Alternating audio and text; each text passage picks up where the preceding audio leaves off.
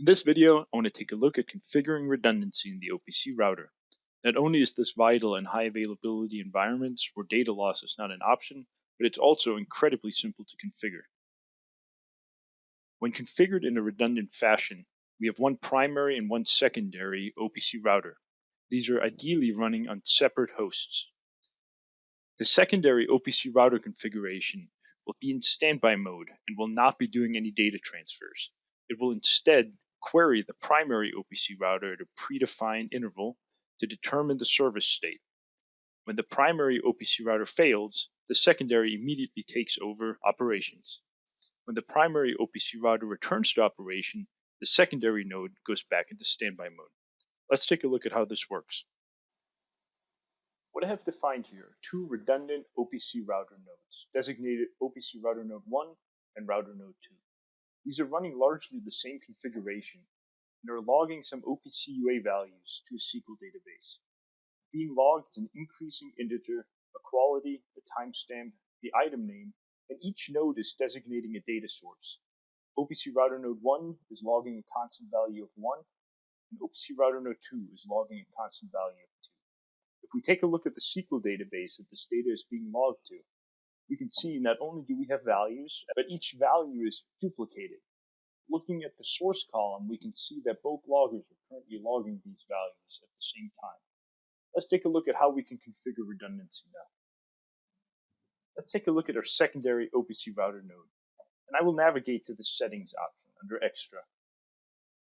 Here we can find the redundancy tab. By default, each OPC router node will start in master mode, designating it the primary node. This means while the runtime service is active and the connection is deployed to that runtime service and set productive, that connection will run. In order to designate this the secondary node, all we have to do is check the slave option and specify where the master node is running. In addition, we want to specify how often the remote OPC router service should be checked and how often we should reconnect. In this case, I will keep it at 5 seconds. How often this should be checked will depend on your application. A shorter interval will mean more network traffic. A longer interval will mean potentially longer gaps in your data. Let's check our connection. Connection is successfully established. Now we just have to set this productive.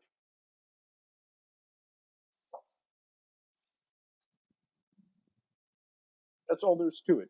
If we jump back to our logging view and monitor the state, the blue designates standby. If we now go look at our SQL table, we can see that only router 1 is logging data. Now let's introduce an interrupt.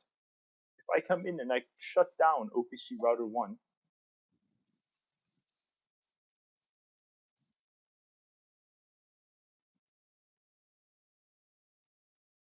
you are able to see OPC router 2 immediately start logging. This is also reflected in the SQL database, where we can see that without any data loss, without any gap, OPC router 2 started logging data. In reality, we got lucky. Because we have a time interval set to 5 seconds, it's possible that there would be a data gap of up to 5 seconds. Now, if I go back and re-enable OPC router node 1,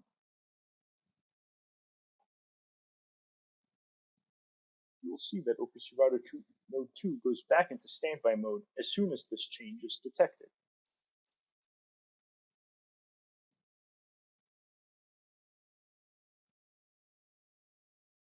We can see that it failed over.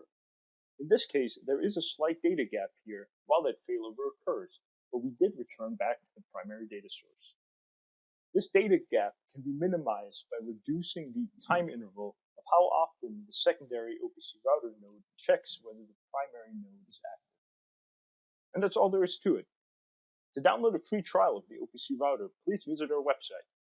Or, if you have any other questions, please feel free to reach out to us at support@softwaretoolbox.com or our US-based phone number.